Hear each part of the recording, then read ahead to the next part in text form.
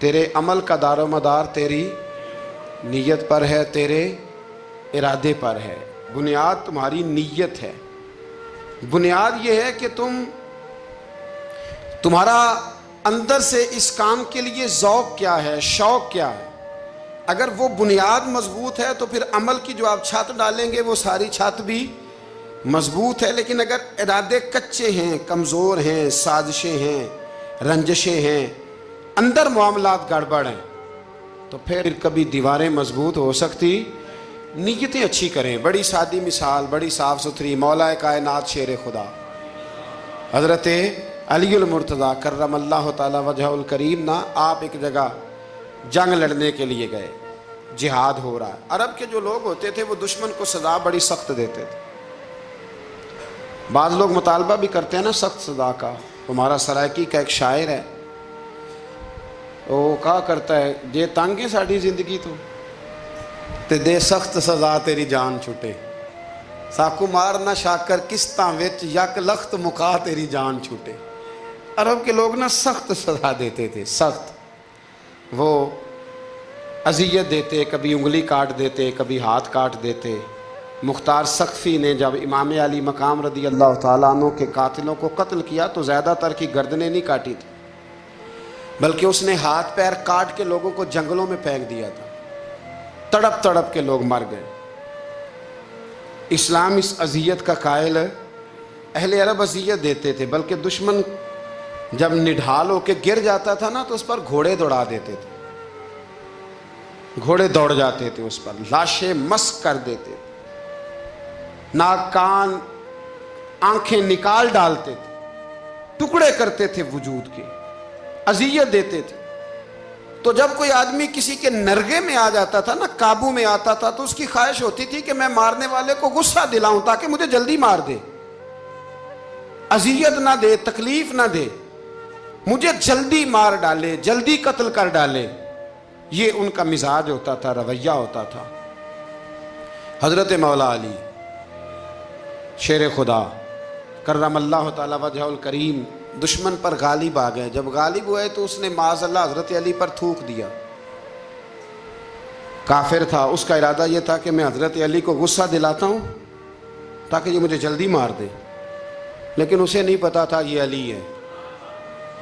اسے نہیں خبر تھی کہ یہ جو خمیر ہے نا، ان کی تربیت مدینے والے محبوب نے فرمائی ہے۔ یہاں جو چمک دمک ہے اس کا رنگ ساری دنیا سے نرالا ہے، انوکھا ہے، شاندار ہے، وزادار ہے، کمال ہے۔ کہا حضرت علی پر معاذ اللہ میں یہ کام کرتا ہوں تاکہ وہ جلدی قتل کر دیں گے، لیکن جب اس نے مولا علی کی طرف یہ نازیبا حرکت کی تو حضرت علی نہ تلوار چھوڑ کے پیچھے ہٹ گئے۔ توجہ کرنا، رزلٹ دیکھنا، مولا علی پیچھے ہٹ گئے اور فرمانے لگے جا تو آزاد ہے۔ وہ کہنے لگا میں آزاد ہوں، کس طرح، کیسے؟ تو حضرت علی فرمانے لگے میرا تیرا ذاتی جھگڑا تو کوئی نہیں نا، نہ تو نے میری زمین پہ قبضہ کیا، نہ میرا مال لوٹا، نہ میری عزت پر ہاتھ ڈالا۔ میرا تیرا جھگڑا اللہ کی رضا کے لیے، خالص اس لیے کہ تو اللہ کی نافرمانی کر رہا، خالصتاً اس لیے تیرا اور میرا یہ جھگڑا ہے۔ باقی جہاں تک تعلق اس بات کا ہے کہ اب تو نے میری ذات شامل کر دی، اب تو نے مجھے تکلیف دے دی، اب تو نے مجھے اذیت میں مبتلا کر دیا، تو حضرت مولا علی شیر خدا فرمانے لگے اب ذات آ گئی ہے میری بیچ میں، اب میری ذات بیچ میں آ گئی ہے۔ اب اگر میں تجھے قتل کروں گا تو لگے گا میں نے اپنے ذاتی غصے میں قتل کیا ہے، لہٰذا اب معاملہ یہ ہے کہ میں تجھے آزاد کرتا ہوں، اب تو چھٹی کر سکتا ہے، جا سکتا ہے، دوبارہ کبھی میرے ہاتھ آئے گی تو دیکھی جائے گی۔ مولا کائنات نے اسے چھوڑ دیا، لیکن وہ حضرت علی کا غلام بن گیا۔ وہ غلام بن گیا، کہنے لگا علی اب سمجھ آئی ہے کہ دین کتنا شاندار ہے، دین کتنا اعلیٰ ہے، دین کی قدریں کتنی پاکیزہ اور کتنی حسین ہیں، اور کتنا منور ہے محبوب کریم کا دین، آپ مجھے کلمہ ہی پڑھا دیں۔ گویا جو بندہ تلوار سے فتح نہ ہو سکا وہ مولا علی کے خلوص سے فتح ہو گیا۔ حضرت علی کے خلوص سے، للہیت سے، اللہ کے ساتھ جو ان کا رشتہ تھا، اس رشتے کی برکت سے وہ آدمی فتح ہو گیا۔ میرے بھائی، ہمارے معاملات کے اندر للہیت ختم ہوتی جا رہی ہے، خلوص نہیں رہا۔ کرامتیں ہیں، کہانیاں ہیں، داستانیں ہیں، الزامات ہیں، جھوٹ ہے، فریب ہے، فراڈ ہے، بڑا کچھ ہے۔ اگر نہیں ہے تو خلوص نہیں ہے، اگر نہیں ہے تو ہمارا اللہ اور اس کے رسول کے ساتھ رضا والا معاملہ نہیں ہے۔ کسی چیز کو اس کی حقیقت کی بجائے ہم تصورات کی دنیا میں جا کے، خیالات، توہمات اور افواہوں کی دنیا میں جا کے اس کو قبول کرتے ہیں۔ یاد رکھو، جن لوگوں کی زندگیاں اللہ کی رضا کے لیے تھیں وہ لوگ بڑے اچھے تھے، بڑے خوش بخت تھے، بڑے خوش نصیب تھے۔ انہیں بدر کے میدان میں گردنیں کٹانے میں بھی بڑا ہی مزہ آیا تھا۔ انہیں آپ دیکھیں نا، احد کے میدان میں جانے دینے میں بھی انہیں بڑا مزہ آیا۔ جب آدمی میں خلوص ہوتا ہے تو اس کے لیے جان قربان کرنا بھی آسان ہو جاتا ہے، لیکن جب خلوص نہیں ہوتا پھر گفتگو ہوتی ہے، پھر باتیں ہوتی ہیں، پھر داستانیں ہوتی ہیں، پھر کہانیاں ہوتی ہیں، پھر لب و لہجہ ہوتا ہے، پھر منصوبہ سازی ہوتی ہے، پھر ہیلے بہانے، پھر سغرے کبرے جوڑ کے لوگ کہانیاں اور داستانیں بناتے ہیں۔ خلوص اور للہیت کے ساتھ اللہ کی بارگاہ میں جھکیں، عبادتوں کا، ریاضتوں کا، تلاوتوں کا جتنا اللہ ہمیں موقع دیتا ہے اس میں خلوص شامل کرنے کی کوشش کریں، للہیت شامل کرنے کی کوشش کریں، اللہ کی رضا شامل کرنے کی کوشش کریں۔ میرے نبی رحمت صلی اللہ تعالی علیہ وسلم نا حضرت معاذ ابن جبل کو جب یمن کے لیے روانہ کرنے لگے تو رسول پاک علیہ السلام نے بڑی نصیحتیں فرمائیں۔ ان نصیحتوں میں درد بڑا تھا۔ کیوں؟ اس لیے کہ حضور نے انہیں بتلایا تھا کہ جب تم واپس آؤ گے تو میری تمہاری ملاقات نہیں ہوگی، تم میری قبر سے گزرو گے۔ اکھاں جدوں میٹیاں زمانہ مینوں روے گا، اپنا تے اپنا بیگانہ مینوں روے گا۔ جدوں نہ میں دسیا میں خاراں نوں میں خانے وچ، جام ٹوٹ جان گے تے میں خانہ مینوں روے گا۔ کئی لک لک رون گے تے کئی بک بک رون گے، گلیاں دا ایانا تے سیانا مینوں روے گا۔ اور کیا خوبصورت بات انہوں نے کہی تھی، مجھے بڑی پسند ہے۔ کہنے لگے بے قدراں کچھ قدر نہ جاتی، او کیتی خوب تسلی ہو، اے دنیا دار پجاری زر دے کتیاں دے گل ٹلی ہو، بک بک روسن اکھیاں تکیو ویک حویلی کلی ہو، تے کوچ نصیر اساں جدوں کیتی پھر پہ جانی تھر تھلی ہو۔ کوچ نصیر اساں جدوں کیتی پھر پہ جانی، پھر کمال ہو جائے گی۔ بعد مرن دے مکھڑا میرا ہو جاوے جے تازہ، پھر سمجھ لینا محبوب میرے نے آن پڑے ہے جنازہ۔ حضرت معاذ ابن جبل رضی اللہ تعالیٰ عنہ سے حضور نے فرمایا، معاذ جب تم واپس گزرو گے نا تو میری قبر کے پاس سے گزرو گے، ملاقات نہیں ہوگی۔ تو وہ جو نصیحتیں تھی نا اس موقع پر جب آپ گویا کسی سے آخری ملاقات کر رہے ہوتے، ان نصیحتوں کے اندر جو حسن ہوتا ہے، کمال ہوتا ہے، وہ تو جاتے جاتے کی بات، لے سجنا اساں توڑ نہیں پائی تو جان ہی دتی راہ تیرے، وہ جو جاتے جاتے کی گفتگو ہوتی ہے، وہ جو انداز ہوتا ہے بڑا کمال ہوتا ہے۔ اور اس کی گہرائی اور گہرائی کو وہ سمجھ سکتا ہے جس کو وہ لمحے میسر آتے، جو اس وقت اس مقام پہ کھڑا ہوتا ہے۔ حضرت معاذ ابن جبل رضی اللہ تعالیٰ عنہ تڑپ کے روئے، کہا حضور کیا فرما رہے ہیں؟ حضور کوئی خاص نصیحت تو نبی پاک نے بڑا کچھ فرمایا۔ ایک جملہ حضور نے یہ کہا، معاذ عمل جتنا بھی کرنا خلوص کے ساتھ کرنا۔ اور محبوب نے فرمایا تیرا خلوص کے ساتھ کیا ہوا تھوڑا عمل بھی رب کی بارگاہ میں زیادہ بنا کے تیرے لیے ذریعہ نجات بن جائے گا۔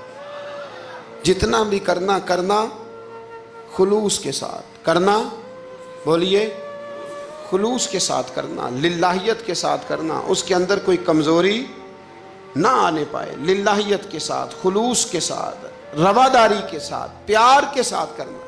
میرے بھائیوں، یہ سمجھنے کا مقام ہوتا ہے کہ جب ہم اللہ اور اس کے رسول صلی اللہ علیہ وسلم کی رضا کے لیے کوئی عمل کرتے ہیں تو اس کا بھی ہمارے دل کو پتہ ہوتا ہے، اور جب اندر ریاکاریاں ہوتی ہیں تو ہمارے دل کو اس کا بھی پتہ ہوتا ہے۔ ہمیں دونوں باتوں کی خبر اب ہمیں خود سوچنا ہے، ہمیں خود فکر کرنی ہے، غور کرنا ہے کہ ہمارا انداز۔ ایک بزرگ تھے امام غزالی نے لکھا ہے، انہوں نے 7 سال پورے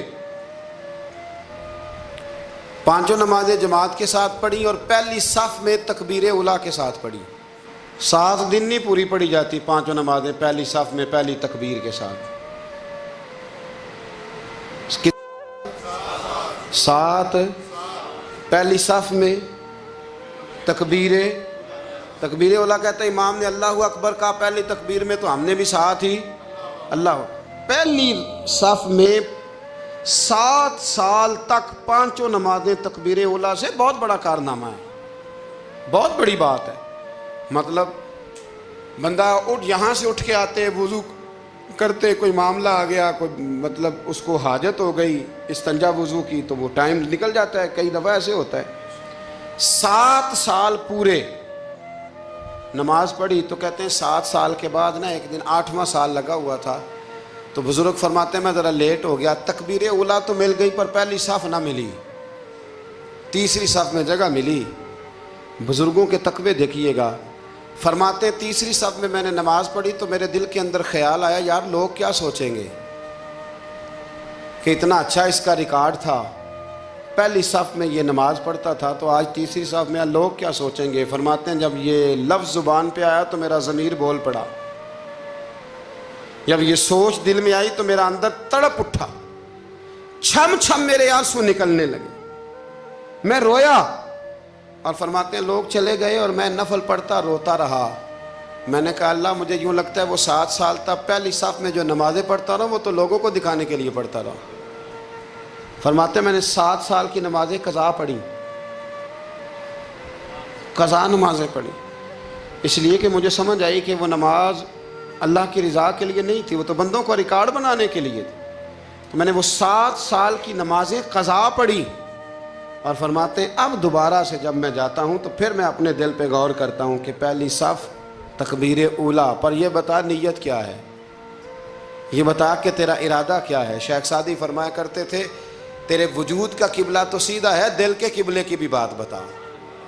تیرے وجود کا قبلہ درست ہے پر دل کے قبلے کی بھی، ہاں خودی کا سر نہاں لا الہ الا اللہ، خودی کا تیگ فساں لا الہ. یہ دور اپنے ابراہیم کی تلاش میں ہے. صنم کدا ہے جہاں لا الہ الا اللہ، صنم کدا ہے جہاں لا الہ الا اللہ. اور اگرچہ بت ہیں جماعت کی آستینوں میں پر مجھے ہے حکم ازاں لا الہ الا. تو یہ جو ہمارا مزاج ہے نا لوگوں کو دکھانے کا، بتانے کا، سنانے کا. شیخ ابو العباس مرسی فرماتے کہ مجھے کئی دفعہ محبوب کریم علیہ السلام کا دیدار نصیب ہوا. میرا اور حضور کا معاملہ تھا، پھر میں نے لوگوں کو بتانا شروع کر دیا. فرماتے ہیں پھر انہوں نے آنا چھوڑ دیا، اس لیے کہ کچھ باتیں ایسی ہوتی ہیں جو بتانے کی نہیں ہوتی. لیکن کچھ بندوں کو بشارتیں ہوتی بڑی ہیں، وہ ان بیچاروں کو بد ہضمی ہو جاتی. وہ بتائیں نا جب تک 20 لوگوں کو تب تک ان کی وہ بد ہضمی ختم. حالانکہ ہر چیز بتانے کی، دکھانے کی، سنانے کی، ہر چیز کی وضاحت دینے کی نہیں ہوتی. ہر چیز ایسی نہیں ہوتی. حضرت ابو ہریرہ جیسے لوگ فرمایا کرتے تھے علم کی 2 تھیلیاں، ایک کھولی ہے دوسری کھولو تو مجھے قتل کر دو. ہر چیز کو بتانے سمجھانے کی ہوتی ہے. تو خلوص دیکھیں کتنا ہے اس میں، للہیت کتنی ہے، اللہ کی رضا کتنی. الحمدللہ تعالی اس مہینے سے جو جولائی کا ہے، میرے خیال ہے 4-5 جولائی سے حج کی فلائٹ شروع ہو جائیں گی انشاءاللہ تعالی. خوش نہیں ہوئے آپ سن کے؟ جو جا رہے ہیں رب ان کا قبول فرمائے، اور جو رہ گئے اللہ انہیں موقع عطا فرمائے. ای سعادت بزور بازو نیست تا نہ بخشندہ خدائے بخشن. یہ سعادتیں بازو کی قوت سے نہیں ملتی، تبھی ملتی ہیں جب اللہ عطا کرتا ہے، جب رب اپنے فضل سے عطا کرتا ہے پھر یہ سعادتیں ملتی ہیں. لوگ حج کے لیے جا رہے ہیں اور آپ کو پتہ ہے حج بھی آج کل ساتھ حج ہوتا ہے، ساتھ سیلفی ہوتی ہے، آخر تک چلتا ہے. ایک بزرگ تھے حضرت ابو مرتعش ان کا نام تھا. وہ فرماتے ہیں میرا 4تھا-5واں حج تھا، نفلی حج کرنے کے لیے میں جا رہا تھا. تیاری میری مکمل ہو گئی تھی، 2-4 دنوں میں میری روانگی تھی، ارادہ میرا مضبوط تھا، معاملات سارے طے ہو گئے تھے، بس میں جانے کے قریب تھا. فرماتے ہیں کہ میں ایک دن گھر میں بیٹھا تھا، اماں جی نے نا کہا بیٹا ذرا پتر ذرا پانی کا پیالہ دینا. تو فرماتے میرے دل میں خیال آیا کہ ایک تو میں عالم ہوں، صوفی ہوں، درویش ہوں، مولوی ہوں، اور دوسرا یہ کہ میری کل پرسوں تیاری بھی ہے، تو پانی تو چھوٹا بھائی بھی دے سکتا ہے، یہ کام کو بچہ بھی کر لے گا. میں نے چھوٹے کو اشارہ کیا ذرا پانی دینا، وہ گیا اور مٹکے سے پانی بھر کے اماں کو دے دیا. کہتے ہیں جب اس نے اماں کو پانی دیا نا تو میرے اندر پھر مد و جزر شروع ہوا. پھر میری ضمیر کی آوازیں اٹھنے لگیں، پھر اندر سے بلندی ہونے لگی، پھر آوازیں آئیں، اور پھر میں نے اعلان کیا. میں نے کہا اوہو یہ کیا ہوا؟ سینکڑوں اور ہزاروں میل حج کرنے کے لیے جانا میرے لیے آسان ہے، اور یہ 2 قدم اماں کو